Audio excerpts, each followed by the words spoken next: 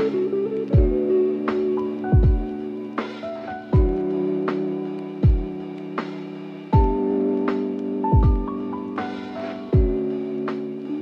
mīļie skatītāji! Prieks atkal, ka jūs pieslēdzaties mums. Mēs šoreiz turpināsim ar partneru attiecību tēmu, jeb kas notiek ar pāru attiecībām, kad ģimenē ienāk bērniņš.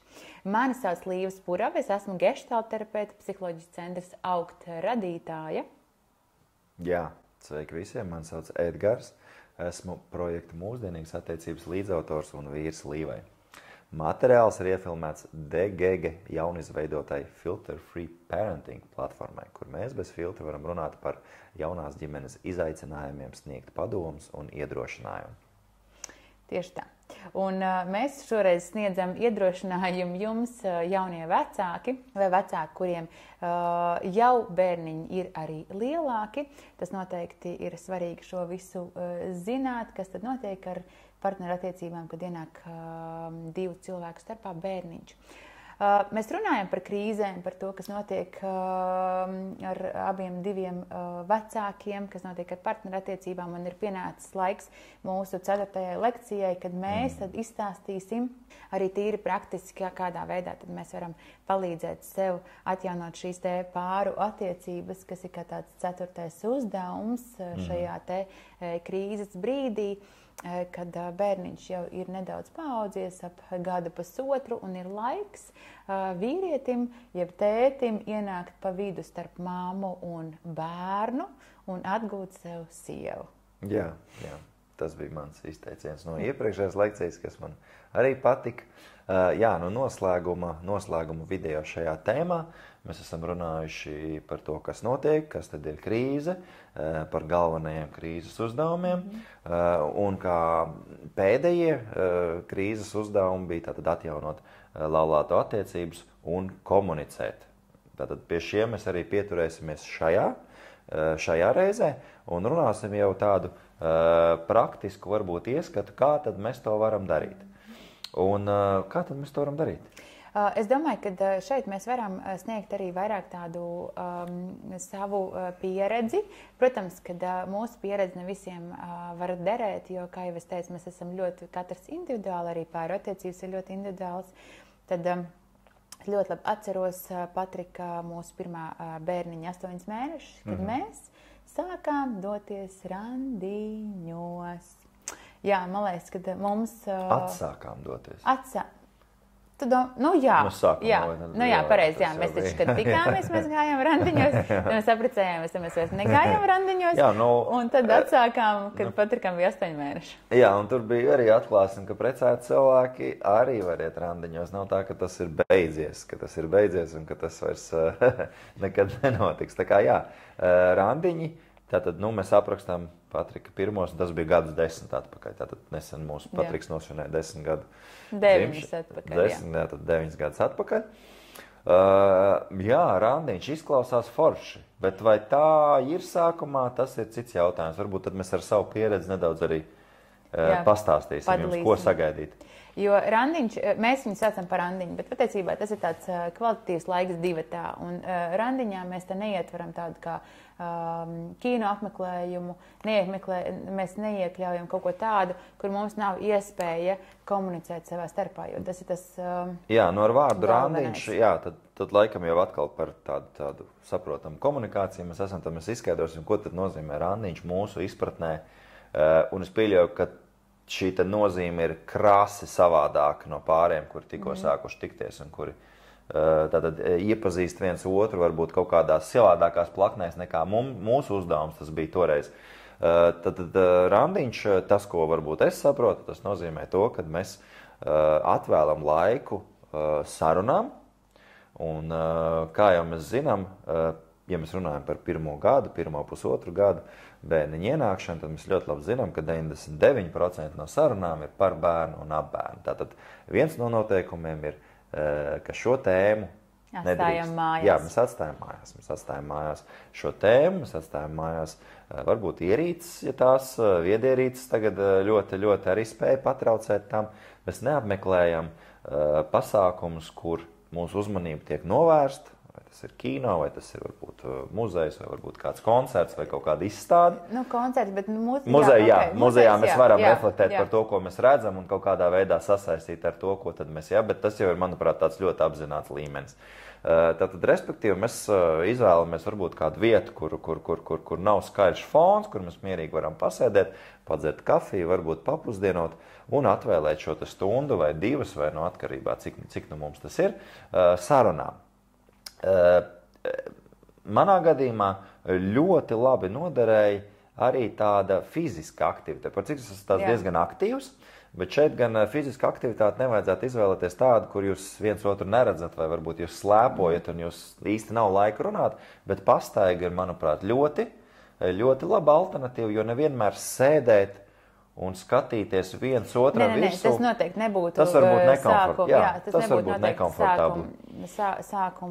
Sākumā randiņos. Bet tas, ko man vēl gribās teikt, kāds tas uzdevums vispār tiem randiņiem ir, iepazīt atkal vienam otru. Jo, kā jau mēs runājām, mēs mainamies.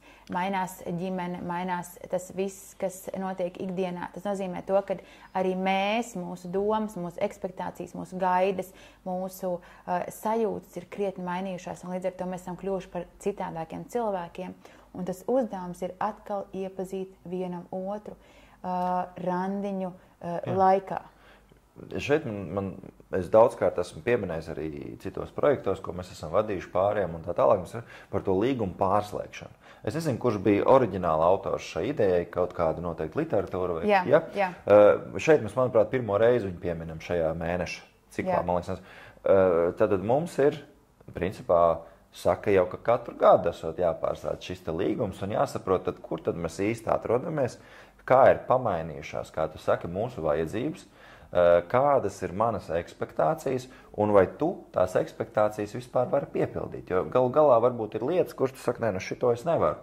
Es to saprotu un es saprotu, ka es no tevīm to prasīt nevaru. Tā kā tur ir tāda līguma slēgšana, vienošanās slēgšana, un viņu galu galā var arī rakstiski taču veikt pareizi. Jā, bet noteikti, tu saki, līgums, vienošanās, ne juridiski. Šis noteikti nav nekas. Ja jums tas palīdz, kāpēc, bet tas tā nav domāts, bet tas ir tāds vairāk praktisks uzdevums, ko var veikt. Praktisks uzdevums, ko veikt savā starpā. Mēs viņu saucam par līgumu vai par kontraktu. Bet tas ir tas, ko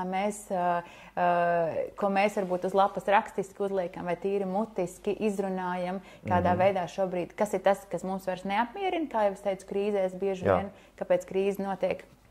Jo vecais vairs neapmierina, jaunais vēl īsti nav skaidrs, un tad mēs kopā komunicējot, saprotam, kādā veidā mums gribās kopā tālāk dzīvot, kas ir novecojis, ko mēs izrevidējam ārā no savām attiecībām, ko jaunu mēs ienesam iekšā, un to mēs saucam par tādu kontraktu, ko būtu ieteicams tātad pārunāt, ja pārslēgt katru gadu. Jā. Tātad ir randiņš, kuru mēs veicam, tātad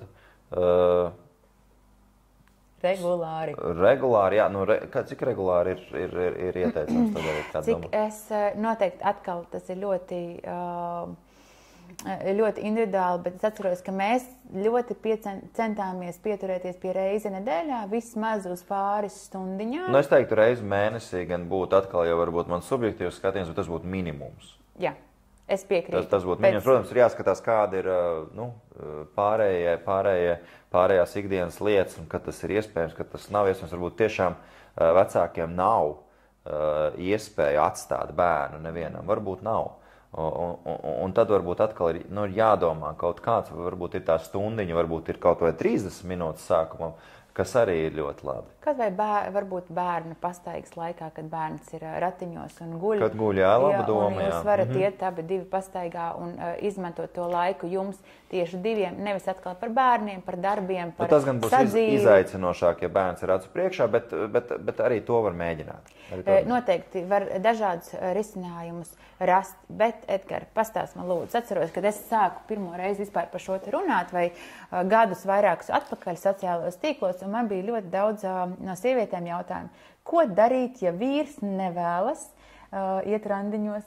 Ko darīt, ja viņš neuzskata, ka mums tādos ir jāiet, jo mēs taču esam precējušies? Ko darīt? Redz, tas priekšstats par to precētu. Jā, un tas bija patiesībā katrā otrajā jautājumā, kuru es saņēmu, sieviete, piemēram, ir gatava iet, bet otrs neuzskata to par vajadzīgu. Es atzīšos, es arī esmu novērojis, kad šī parādība ir tieši starp vīriešiem. Es domāju, ka tas arī ir vēsturiski izskaidrojams, kādēļ tas ir tā. Kad sieviete ir tātad pavārdu turētāja un vīrs vairāk ir, kā jau mēs runājām par šīm te attiecībām, kas bija 50, 60, 100 gadus atpakaļ. Tā kā tas ir izskaidrojams. Šajā gadījumā nav vienas tādas atbildes. Es domāju, ka piespiest kādu kaut kur iet būtu grūti. Un ja arī tas tiek izdarīts, tad no tā jēga būtu maza. Šeit jau tas atslēgas vārds komunicēt, viņš, manuprāt, šeit arī ir galvenais. Ja vīrs negrib, kādēļ? Varbūt var argumentēt, kas traucē, jo acīm redzot kaut kas traucē. Varbūt es nejūtos... Neuzskat par vajadzīgu. Jā, bet redziet... Kas slēpjas apakšā. Jā, kas slēpjas apakšā, bet jau atkal tā saruna, viņa nav vienreizēja. Ja cilvēks varbūt nav ļoti apzināts, vai varbūt viņš nav atvērts runāt, tā saruna ir jābūt atkārtotai, kamēr mēs atrodam kaut ko, par ko runāt, jo galu galā šī lieta, ja viens no partneriem grib, un viņu neapmierina kaut kas, un otrs saka, ka viss ir kārtībā, šī situācija nevar ilgt mūžīgi. Viņu vai nu atrisināsies, vai nu šīs attiecības tiks iedragātas un eskalētas līdz tādam punktam, ko man ļoti iemīļots Tversks filosofs un, manuprāt, arī teologs raksta kā atsitienu punktu. Šis termins man ir ļoti mīļš, un es viņus atpazinu, diemžēl vai par laimi, ļoti daudzās dzīves situācijās, kad ir nepieciešams šis atsitienu punkts, lai kaut kas mainītos. Tā tad vēl nav pietiekami slikti. Tātad zemākais punkts nav piedzīvots, lai sāktu saprast, ka ir jāveic kaut kādas pārmaiņas. Es esmu sapratusi to, ka bieži vien, kā jau tu teici, tur slēpjas kaut kas apakšā vairāk, kāpēc vīrietis varbūt negrib doties uz šo te randiņu, kāpēc viņš nevēlas runāt, jo iespējams viņš neprot runāt par to, kas viņā notiek. Varbūt viņš nemaz neapzinās to, kas ar viņu notiek. Varbūt tas viss viņam liekas tik biedējoši un tik nesaprotam, ka labāk viņš darīs pilnībā visu, lai tam nepieskartos. Tā kā noteikti iemesli, kādēļ otrs cilvēks nevēlas doties divatā uz kādu pasākumu, uz kādu randiņu, ir krietni dziļāks nekā tas, kas ārēji bieži vien tiek pateikts. Mums to mītu vajadzētu noņemt arī no vēl viena uzskata, ka laulības, jeb attiecības ir līdz nāvei šķirs, tā teikt, ierakstītas. Tas tā nav. Attiecības ir ļoti trausla, ļoti trausls mehānisms, kas ir jāuztur. Ja viņas netiek uzturētas, tad viņas arī visdrīzāk beigsies vai viņas pārvērtīsies kaut kādā tādā, es teiktu, atbaidošā tēlā, ka viņās vienkārši būt negribēsies vairāk. Un tad jau ir tālāk atkarīgs no cilvēka, tā teikt, spējas turēt spriedzi, turēt nepatīkamas situācijas, un citi cilvēki tā var nodzīvot visu mūžu kopā. Jo, atceries, mēs arī runājām kaut kad ar tevi, kad patiesībā tādu īsti laimīgu laimīgus pārus sastapt. Es gribētu teikt, ka daudz ir. Mums ir jāskatās tomēr. Nē, tu vairāk es pieļauju, ka tu vairāk esi tādā profesionālā sfērā. Tu redzi varbūt tieši situācijas, kurās tiešām tas tā ir. Bet es gribētu priekš sevis paturēt tomēr to pozitīvo ieskatu. Var mēģināt paturēt pozitīvo ieskatu, bet tomēr tā realitāte ir tāda, kāda viņa ir, kad bieži vien tieši tāpēc, kad iespējams mēs neapzināmies sevi, kas mums ir vajadzīgs, nepastāstam to par to otram cilvēkam, tādā veidā arī komunikācija mūsu starpā klibo, ar laiku sakrājās aizvainojums, dusmas, nepateiktas sajūtas, emocijas, vilšanās un tā tālāk, kas rada mūsu starpā tādu lielu aizu. Un, ja no malas skatoties, var teikt, ka viss jau ir ok. Viss jau mūsu starpā ir ok. Protams, ir kaut kas, kas neapmierina, bet tomēr, ja mēs skatāmies dziļāk, tad jā. Droši pabeidz. Ja mēs skatāmies dziļāk, tad tad, ja būtu tiešām jāatbild, vai tu esi 100% apmierināts ar savām attiecībām, visbiežāk atbilde skanētu nē. Bet tas nenozīmē to, ka nav iespējams kaut ko darīt, jo, kā Edgars arī teica, attiecības patiesībā, dzīves attiecības ir ļoti trauslas, tāpēc, kad viņas prasa nemitīgu šo te uzmanību, resursus, tāpat tās, kā vienreiz ieejot sporta zālē, muskuļus neuzaudzēsi, ir jāiet regulāri sporta zāli, un tāpat tās ir arī par attiecībām. Ja mēs gribam dzīves, foršas attiecības, tas nekad nebūs kā pa sviestu, jo arī foršās dzīvās, veselīgās attiecībās ir daudz pārpratumu, konfliktu, dažādu dzīves skatījumu, bet tie visi tiek risināti. Un tu gribēji kaut ko teikt? Vairs jau nē. Es neatceros, ko es gribēju teikt. Piedod.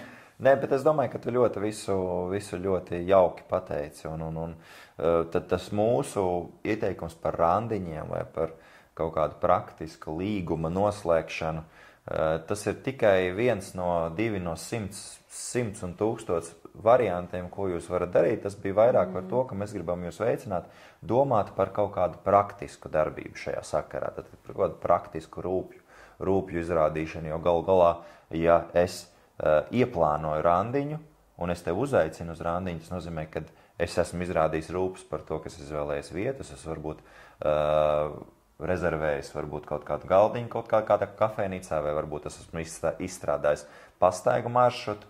Tās ir tāda varbūt maza lieta tādā globālā kontekstā, bet tas ir sākums un tas ir tas solis pretī tam, ka es saku, jā, es gribu būt ar tevi kopā, ne tādā senlaicīgā izpratnē, ka mums ir jābūt kopā, jo mums galu galā tagad taču ir kredīti un bērni un automašīnas, un kas tik mūs nesatur, juridiskas lietas mūs satur kopā. Es saku, ka es gribu būt kopā, tāpēc, kad es gribu būt kopā, nevis tāpēc, kad man vajag. Un tas arī ir, manuprāt, tas, uz ko mums visiem tiekties. Jā, un vēl viens tāds pēdējais teikums. Randiņi sākumā nebūs viegli. Nekas nav viegls sākumā.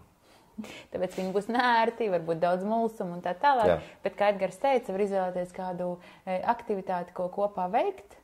Galvenais, lai jūs miedarbojaties savā starpā, un tad jau ar laiku jūs pieradīsiet un atradīsiet ar vien vairāk tēmas, par kurām runāt. Jā, tieši tā.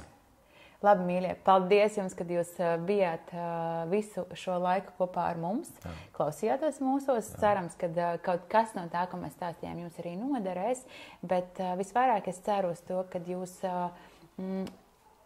ņemsiet vērā to, kā jūs jūtaties un mēģināsiet ar otru cilvēku par to runāt un kopīgiem spēkiem nonāksiet jau pie tāda foršāka miedarbošanās modeļa.